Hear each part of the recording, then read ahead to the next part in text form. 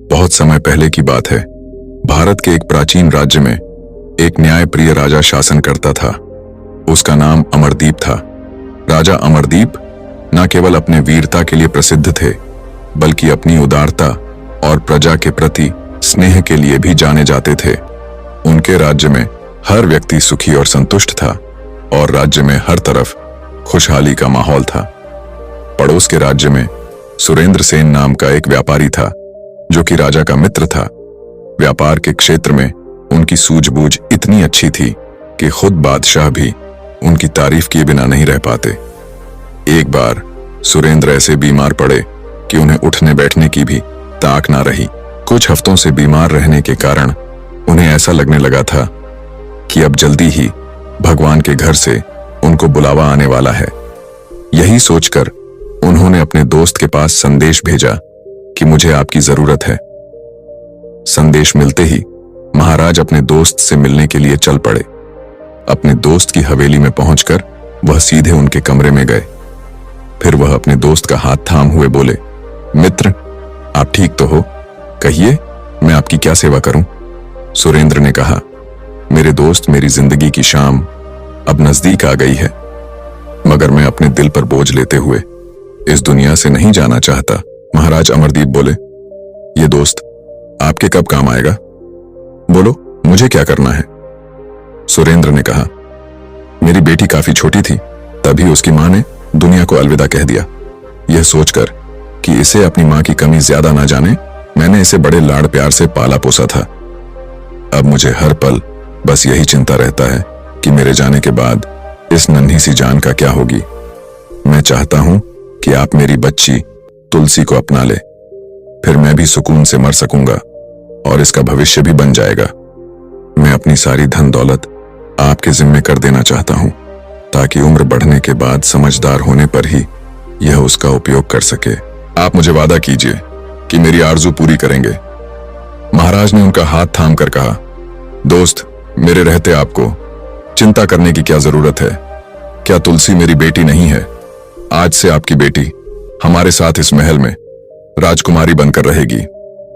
महाराज के मुख से ऐसी बात सुनने के बाद अमरदीप के मुख से उसका अंतिम शब्द भगवान के याद में था।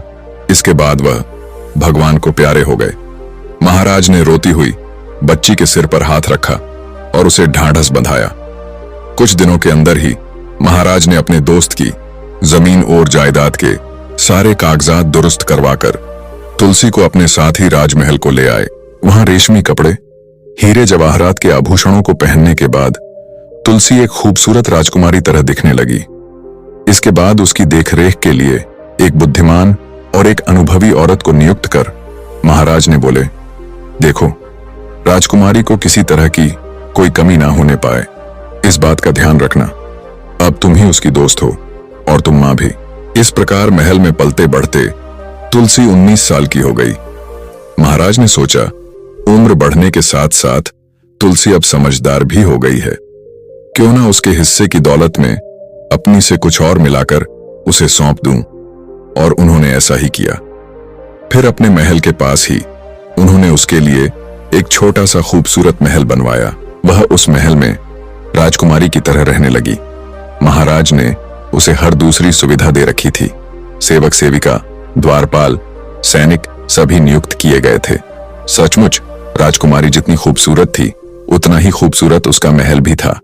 कुछ ही समय में उसकी गिनती सुंदर, बुद्धिमान और धनवान राजकुमारियों में होने लगी और उसकी ख्याति पूरी राज्य में फैल गई। एक दिन वह अपने महल में अपनी उस बूढ़ी सेविका के साथ बैठी थी, जिसे महाराज ने उसके लिए खास तौर से नियुक्त कर रखा था।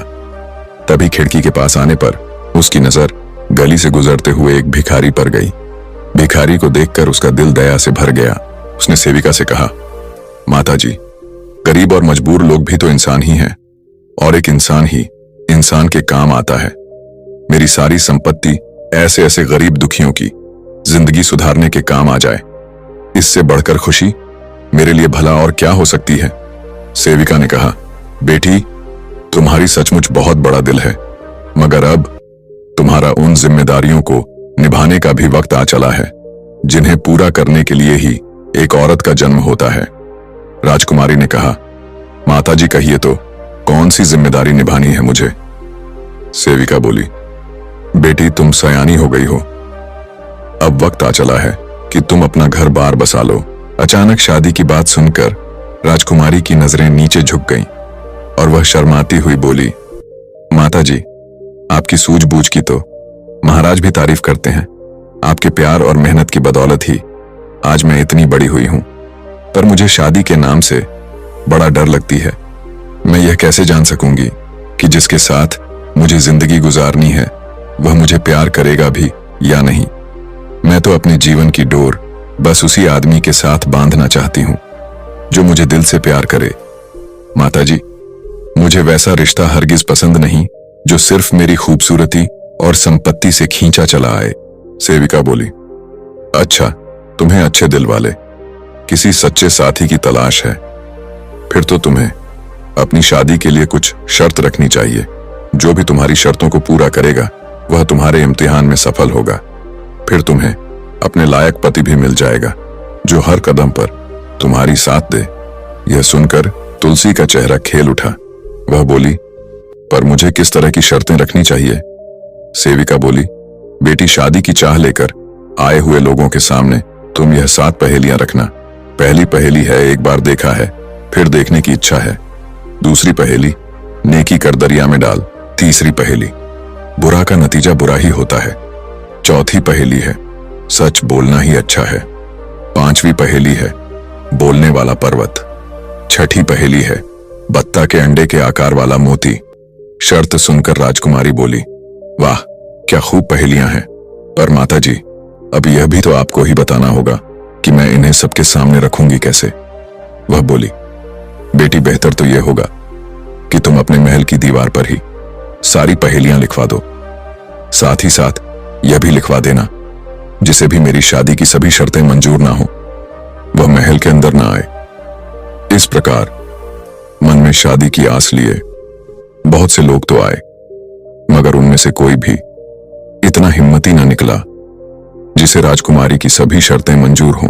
राजकुमारी ने सोचा, क्या इतने सारे लोग सिर्फ मेरी सुंदरता और धन दौलत से खींचकर चले आए थे? किसी के दिल में मेरे लिए सच्चा प्यार नहीं था। यह सब सोचकर वह थोड़ी गुमसुम सी रहने लगी। एक दिन वह कुछ सोच रही थी, तभी अचानक उसकी नजर एक दाढ़ी वाले फकीर पर पड़ी। उनके पीछे उनके कुछ शिष्य भी थे। उनमें से 2 शिष्य बारी बारी से सोने की ईंटें जमीन पर रखते और फकीर उन्हीं ईंटों पर पैर रखकर आगे बढ़ता जाता है। यह सब देखकर राजकुमारी ने सेविका से पूछा, यह लोग कौन हैं? वह बोली, बेटी यह बड़े ज्ञानी और अव्वल दर्जे के फकीर हैं। लोगों को भगवान के बताए हुए रास्तों पर चलने की सुझाव देते हैं। ये अभी महाराज के पास जा रहे हैं। राजकुमारी बोली, सच? ऐसी बात है तब तो उन्हें मेरे महल में भी आना चाहिए और मुझे आशीर्वाद देना चाहिए। माताजी, आप उन्हें मेरी ओर से खाने पर बुलाइए। फिर क्या था, थोड़ी ही देर बाद फकीर और उनके 40 शिष्य तुलसी के महल के द्वार पर आ पहुंचे। तुलसी ने अपने नौकरों से कहा, फकीर को लाने के लिए मैं जाती हूं। उनके शिष्य को तुम किसी दूसरे कमरे में बैठाना और हां, उनके खाने पीने का पूरा ध्यान रखना। वे जो मांगे उन्हें वही खिलाना। इतना कहकर वह महल के द्वार की तरफ दौड़ पड़ी। फिर वह फकीर को बड़े आदर के साथ महल में लाई और बड़े से कमरे में रेशमी कालीन पर बिठाया। उसके बाद उसने सोने चांदी के बर्तनों में तरह तरह के गर्मागर्म व्यंजन परोसे। इस प्रकार फकीर को दिल खोलकर भोजन कराने के बाद उसने गुलाब जल आगे बढ़ाते हुए कहा, यह आपके हाथ धोने के लिए है।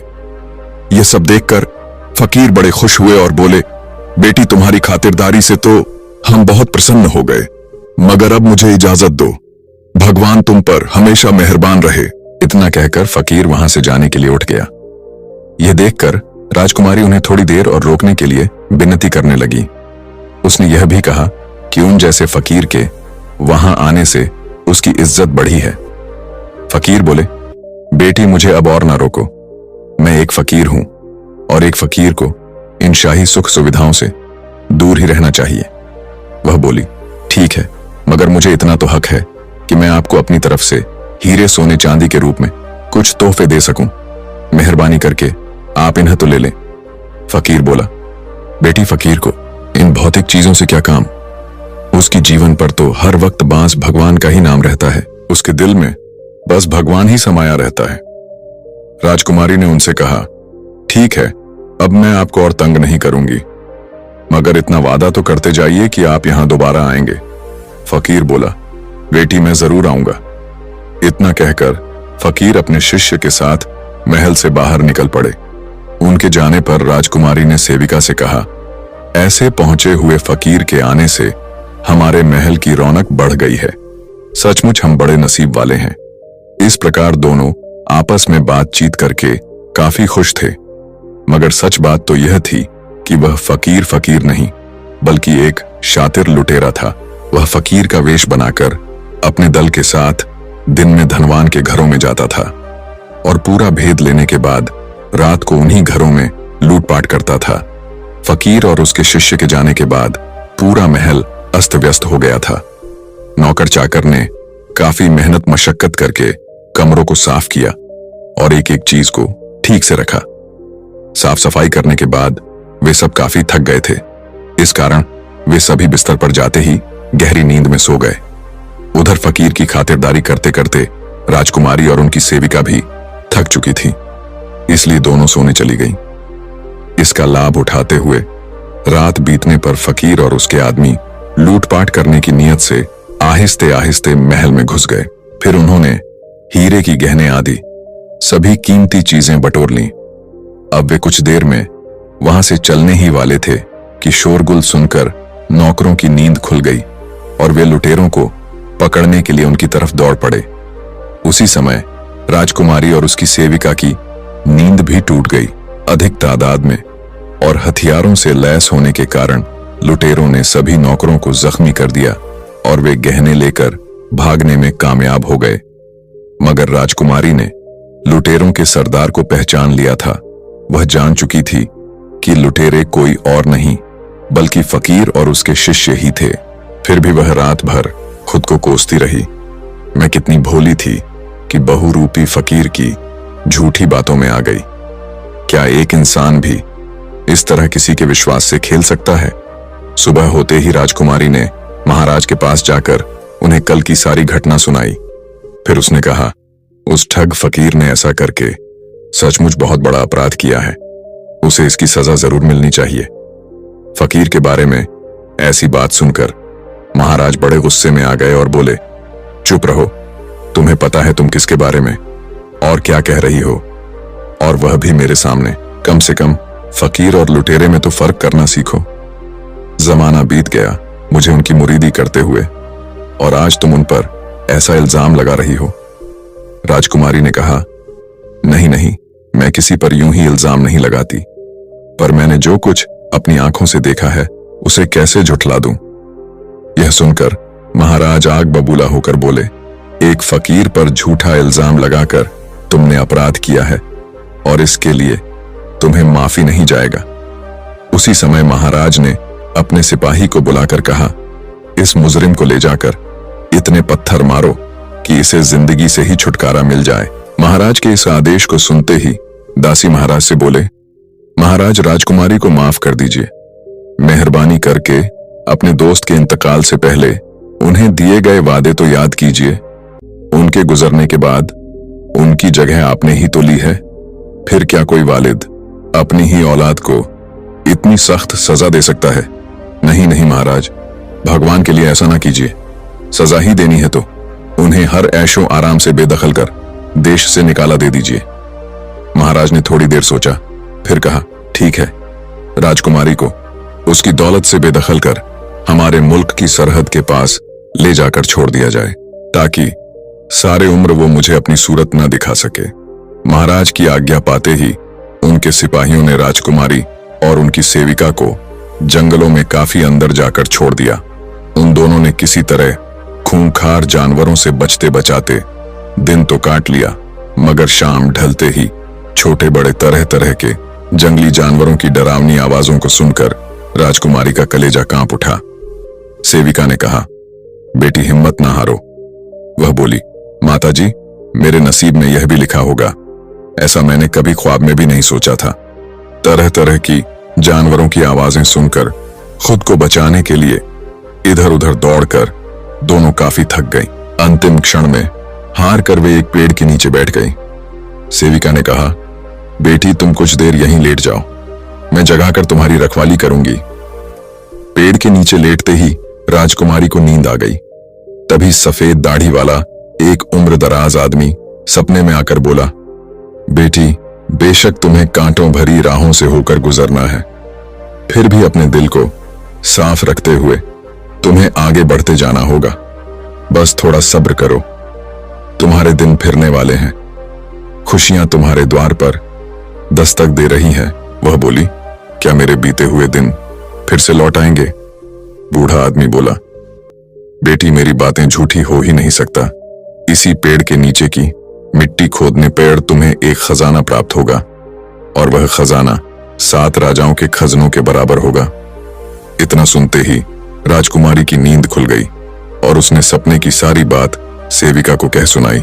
तभी राजकुमारी का एक संबंधी वहां आ पहुंचा और बोला, बेटी जब से मुझे तुम्हारे बारे में पता चला है तब से तुम्हें ढूंढ रहा हूं। यह थैली लो, इसमें तुम दोनों के लिए खाने का सामान है। इसी तरह मैं रोज तुम दोनों के लिए खाना ले आया करूंगा। फिर क्या था, दोनों ने भर पेट भोजन किया। भोजन करने के बाद राजकुमारी ने अपने काका से कहा, कल आप अपने साथ एक कुदाल और एक फावड़ा भी लेते आइएगा। काका बोले, ठीक है बेटी, तुम लोग ठीक से रहना, अब मैं चलता हूं। उसके जाने के बाद सेविका ने कहा, बेटी अब रात होने वाली है, क्यों ना हम पेड़ की उस मजबूत शाख पर जाकर आराम करें। वह जगह जानवरों की पहुंच से दूर है। इस प्रकार दोनों ने पेड़ की ऊंची शाख पर चढ़कर रात गुजारी और जंगली जानवर पेड़ के आसपास चक्कर काटते रहे। सुबह होते ही सेविका ने राजकुमारी से कहा, बेटी चलो नीचे उतर चले, तुम्हारे काका भी आने ही वाले होंगे। पेड़ से नीचे उतरने के कुछ देर बाद राजकुमारी ने अपने काका को आते हुए देखकर सेविका से कहा, माताजी देखिए काका हमारे लिए कुदाल, फावड़ा और खाना लेकर आ रहे हैं। काका के आने पर दोनों ने खाना खाया। फिर राजकुमारी ने उन्हें सपने की बात बताते हुए कहा, काका अब हमें मिलकर यहाँ की मिट्टी को खोदना चाहिए। इस प्रकार कुछ देर तक कड़ी मेहनत करने के बाद उन्हें मिट्टी के अंदर दबी हुई सोने की एक बड़ी संदूक और कुछ छोटी छोटी पेटियां मिली। संदूक और उन पेटियां में हीरे, जवाहरात, रत्न, मोती, सोने, चांदी बहुत सारे थे। इतना बड़ा खजाना देखकर सबकी आंखें फटी रह गईं। राजकुमारी ने भगवान को कहा, मैं तो अपने नसीब को कोसने लगी थी, मगर आज इस धरती पर मुझसा अमीर कोई नहीं है। उसके बाद उसने अपने काका से कहा, बुरे वक्त में आपने हमारी मदद ना की होती तो ना जाने हमारा क्या होता। अभी मुझे आपकी बहुत जरूरत है। ठीक यहीं पर मुझे दुनिया का सबसे खूबसूरत महल बनवाना है और इसी जंगल में सुंदर सा शहर बसाकर अपनी सल्तनत कायम करनी है। मगर यह काम राजमिस्त्र और बढ़ियों के बिना मुमकिन नहीं है। उन्हें यहां लाने का काम मैं आपको ही सौंपना चाहती हूं। काका ने कहा, बेटी वह तो ठीक है, मगर यहां शहर बसाने के लिए तुम्हें महाराज से पूछना होगा। उनकी रजामंदी के बाद ही कोई काम हो सकता है। राजकुमारी ने कहा, ठीक है, मैं भेष बदलकर खुद ही उनके पास जाऊंगी। उसके बाद राजकुमारी सौदागर बनकर वहां गई और बोली, महाराज मैं विलायत का रहने वाला एक सौदागर विश्वनाथ हूं।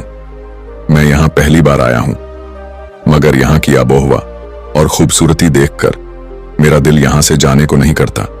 मेरे पास धन दौलत की भी कोई कमी नहीं है। अगर आप इजाजत दें तो मैं आपकी सरहद से सटे जंगल में अपना सुंदर सा शहर बसा लूं। यह सुनकर महाराज नौजवान सौदागर से बोले, ना जाने क्यों तुम्हें देखकर ऐसा लग रहा है जैसे तुमसे मेरा कोई पुराना रिश्ता हो।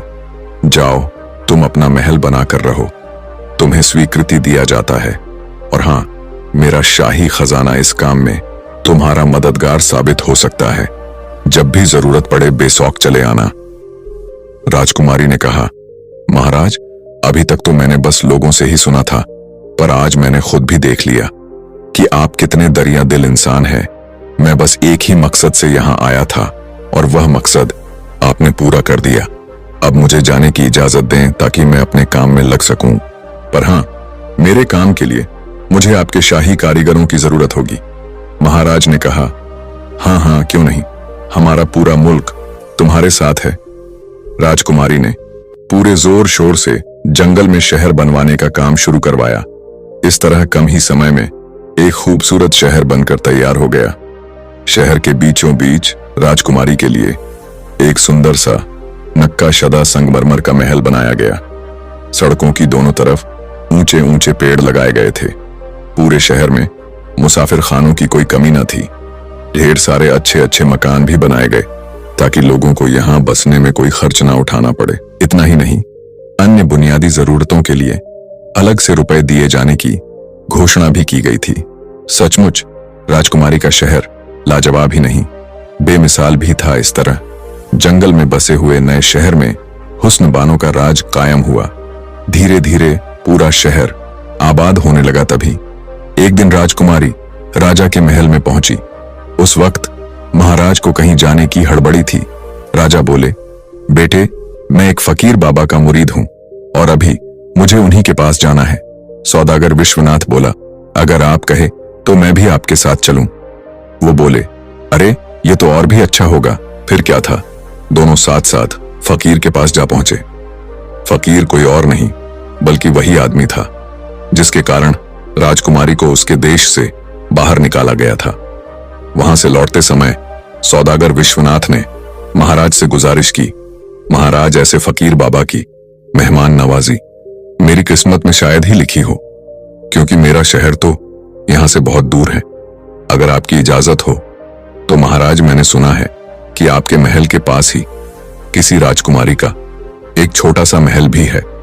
आप उसी खाली महल को अपने नौकरों से कहकर साफ सुथरा करवा दें तो मुझे फकीर बाबा की मेहमान नवाजी का मौका मिल जाता। इस प्रकार विश्वनाथ के वेश में राजकुमारी को एक बार फिर से अपने ही पुराने महल में उस फकीर की मेहमान नवाजी करने का मौका मिल गया। फकीर और उसके 40 शिष्य ने खूब मजे ले लेकर तरह तरह के लजीज खानों और शरबतों का स्वाद छका, मगर उनकी नजरें हर वक्त रत्न जवाहरात जड़े हुए बर्तनों और महल की अन्य बेशकीमती चीजों पर टिकी रही। इस बार राजकुमारी उनके इरादों को अच्छी तरह समझ रही थी। तभी फकीर और उसके शिष्य के जाने पर उसने महाराज के पास यह पैगाम भी भेजवाया, महाराज, आपसे गुजारिश है कि आज की रात इस महल की सुरक्षा के लिए अपनी ओर से कुछ सैनिक और पहरेदार लगा दें। महाराज ने अपने कुछ सैनिकों और पहरेदार को बुलाकर कहा, देखो, आज रात तुम लोगों को राजकुमारी के महल की निगरानी छिपकर करनी है ताकि कोई चोर लुटेरा आए भी तो बचकर न जाने पाए। इस प्रकार महल की सुरक्षा व्यवस्था खड़ी कर दी गई। कुछ रात बीतने पर जैसे ही फकीर और उसके 40 शिष्य छुपते छुपते महल में घुसे, वैसे ही महाराज के पहरेदार ने उन सबको धर दबोचा और बंदी बना लिया। अगले दिन सभी लुटेरे दरबार में लाए गए। अपने फकीर बाबा को जंजीर से बंधा देखकर महाराज अपने पहरेदार को डांटते हुए कहा, मूर्खो, यह तुमने क्या किया? जानते हो इस जुर्म की सजा क्या है? मौत, सिर्फ मौत। तभी सौदागर विश्वनाथ ने कहा, महाराज, बेगुनाह को सजा और गुनाहगार पर रहम। यह क्या इन पहरेदार ने जान पर खेलकर लुटेरों को पकड़ा है? क्या यह इनकी वफादारी का सबूत नहीं? आप इस नकली ठग फकीर और इसके लुटेरे साथियों को क्यों नहीं पहचानते? इन बातों ने महाराज की आंखें खोल दी। उसी समय उन्होंने सैनिकों को आज्ञा देते हुए कहा, इन लुटेरों को ले जाकर इसी वक्त कारागार में बंद कर दो। तभी महाराज को राजकुमारी की याद आई और उनकी आंखें भर आईं। उन्होंने खुद को संभालते हुए कहा, बेटे विश्वनाथ, आज तुम ना होते तो मुझसे फिर एक गुनाह हो जाता। कुछ समय पहले एक लड़की जिसे मैं अपनी बेटी की तरह प्यार करता था, इस ठग फकीर की सच्चाई मेरे सामने रखने की कोशिश की थी, मगर तब मैंने अपनी बेगुनाह बेटी को ही देश निकाला दे दिया। न जाने आज वह कहां और किस हाल में है, मगर वह जहां भी हो मैं उसे जरूर खोज लूंगा। मुझे यकीन है कि मेरी प्यारी बेटी अपने पिताजी को जरूर माफ कर देगी। इतना कहते कहते महाराज की आंखें फिर भरा। राजकुमारी से रहा न गया। और वह उनके आंसू पहुंचते हुए बोली, आपकी प्यारी बेटी आपके सामने खड़ी है। और सचमुच अब महाराज के सामने विश्वनाथ नहीं बल्कि लंबे बालों वाली तुलसी ही खड़ी थी। महाराज की खुशी का ठिकाना न रहा। उन्होंने राजकुमारी को गले से लगा लिया। जंगल की सारी बात सुनाने के बाद उसने ने कहा, क्या आप अपनी बेटी का महल देखने नहीं चलेंगे? महाराज बोले, बेटी तुम्हारे महल को मैं ना देखूं ऐसा नहीं हो सकता। उसके बाद वह राजकुमारी के शहर की ओर चल पड़े। दूर ही से ऊंची ऊंची मीनारों और चमचमाते गुंबद ने महाराज का ध्यान अपनी ओर खींच लिया। पूरे शहर की सुंदरता और राजकुमारी के शानदार महल को देखकर महाराज हैरान रह गए। उन्होंने शहर के साथ साथ महल की खूब तारीफ की। अब महाराज तुलसी को अपने बेटी की तरह प्यार दिया। दोस्तों, आपको हमारी ये कहानी कैसे लगी ये हमें कमेंट करके जरूर बताएं। अगर आप हमारे दूसरी कहानियां अभी तक नहीं देखा है तो उसको भी एक बार जरूर देखना। अगर आपको हमारी यह कहानी पसंद आई हो तो कृपया इसे लाइक और शेयर करें। इसके साथ साथ हमारे चैनल को सब्सक्राइब